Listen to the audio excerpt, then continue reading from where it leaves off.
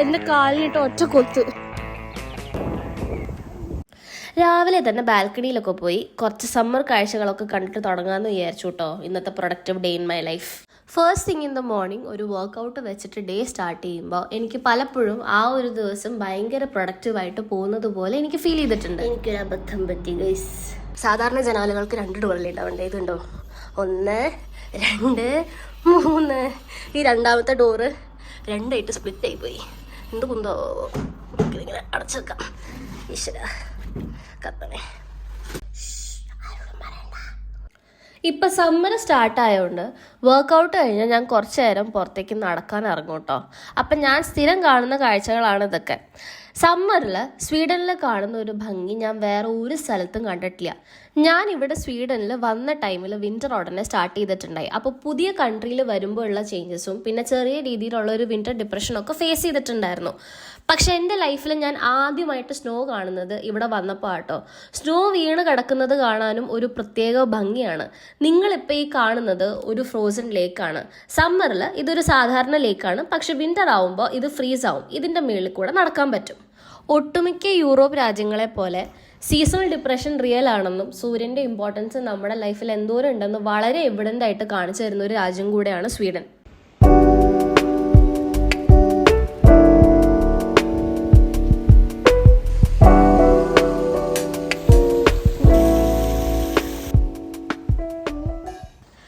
ആ കണ്ട താറാവുണ്ടല്ലോ, അത് അത്ര പാവൊന്നുമില്ല. ഞാൻ കഴിഞ്ഞ ദിവസം മെഡിറ്റേറ്റ് ചെയ്യാമെന്ന് വിചാരിച്ചിട്ട് ഞാനിവിടെ വന്നു കേട്ടോ. എനിക്ക് സാധാരണ ഇങ്ങനെ ഓപ്പൺ സ്പേസിൽ വന്ന് കണ്ണടച്ചൊക്കെ ഇരിക്കാൻ എനിക്ക് കുറച്ചൊരു ടെൻഷൻ പോലെയാണ്.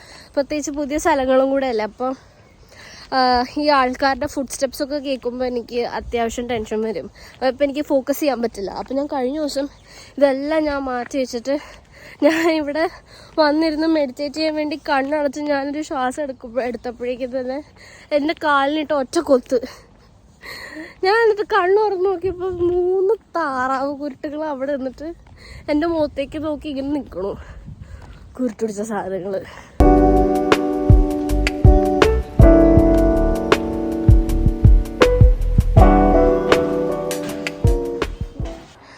ബ്രേക്ക്ഫാസ്റ്റിന് വേണ്ടിയിട്ട് ഈ ഒരു സാധനമായിട്ടോ ഉപയോഗിക്കുന്നത്.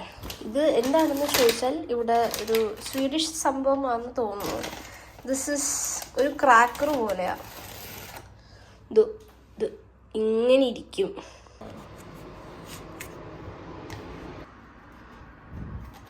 ഇത് ഇതുപോലെ അങ്ങ് പരട്ടി തേച്ച് പിടിച്ചൊക്കെ എടുത്തിട്ട് ഇതിങ്ങനെ എടുക്കുക. അങ്ങ് കഴിക്കുക. അപ്പോൾ this is A very healthy breakfast option. അപ്പോൾ നിങ്ങൾ ചിലപ്പോൾ ചിന്തിക്കും ബട്ടർ ഹെൽത്തി ആണോന്ന്. കുഴപ്പമില്ല, ഇതൊരു ഹെൽത്തി സാധനമാണല്ലോ. ബ്രേക്ക്ഫാസ്റ്റ് ഒരു ഹെൽത്തി സാധനമാണല്ലോ. അപ്പോൾ അതിൽ കുറച്ച് വെണ്ണ ഉണ്ട് പറഞ്ഞിട്ട് വലിയ കുഴപ്പമൊന്നും ഉണ്ടാവില്ലായിരിക്കും.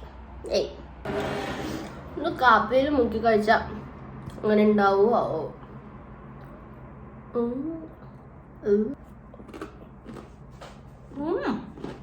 കോഫിയുടെ ഒരു ടേസ്റ്റ്. ബ്രേക്ക്ഫാസ്റ്റ് ഒക്കെ കഴിഞ്ഞ സ്ഥിതിക്ക് കുളിച്ച് റെഡിയായി ഇനി നമുക്ക് കുറച്ചിരുന്ന് ഫോക്കസ്ഡ് വർക്ക് ചെയ്യാറുണ്ട് കേട്ടോ. എനിക്കൊരു 4 years ഓഫ് എക്സ്പീരിയൻസ് ഉണ്ട് IT-യിൽ. ഞാനൊരു ഫ്രണ്ട് എൻഡ് ഡെവലപ്പർ ആയിരുന്നു. ഇവിടെ ഇപ്പോൾ മിക്ക യൂറോപ്യൻ കൺട്രീസിലും ജോബ് മാർക്കറ്റ് അത്യാവശ്യം ടൈറ്റാണ്, നല്ല കോമ്പറ്റീഷനും ഉണ്ട്. അപ്പോൾ ജോബ് സെർച്ചിൻ്റെ ഒപ്പം സ്കിൽസ് ഇമ്പ്രൂവ് ചെയ്യേണ്ടത് ഇമ്പോർട്ടൻ്റ് ആണ്. അപ്പോൾ അതിന് വേണ്ടിയിട്ട് ഞാൻ എപ്പോഴും കുറച്ച് ടൈം മാറ്റി വെക്കാറുണ്ട്. ജോലിയൊക്കെ അപ്ലൈ ചെയ്തു, ഇനി പോയി ഫുഡ് കഴിക്കാം കേട്ടോ. എല്ലാ ദിവസവും ഇതുപോലെ കുറച്ച് നല്ലൊരു ഫുഡ് കിട്ടിയാൽ ഭയങ്കര സന്തോഷം കേട്ടോ. സത്യം പറഞ്ഞാൽ എൻ്റെ വിഷ്ണുവിൻ്റെ കല്യാണം കഴിഞ്ഞതിന് ശേഷം കേട്ടോ ഞാൻ അങ്കമാലി മാങ്ങക്കറിയെ പറ്റി ഞാൻ കേട്ടിട്ടുള്ളത്. അത് സാധാരണ എരൂര് ആ സൈഡൊക്കെ, തൃപ്പൂണിത്തുറ ആ സൈഡൊക്കെ അമ്മ വീട്ടിൽ മോരേറി ഉണ്ടാക്കും. അപ്പോൾ കല്യാണം കഴിഞ്ഞതിന് ശേഷമാണ് ഈ അങ്കമാലി മാങ്ങക്കറിനെ പറ്റി ഞാൻ കേട്ടിട്ടുള്ളത്. ഇപ്പം ഞാനിവിടെ ഇടയ്ക്കിടയ്ക്ക് ഉണ്ടാക്കും, തേങ്ങാപ്പാലും മാങ്ങയും. കഴിക്കട്ടെ പോയിട്ട്. വായിൽ വെള്ളം വരുന്നു.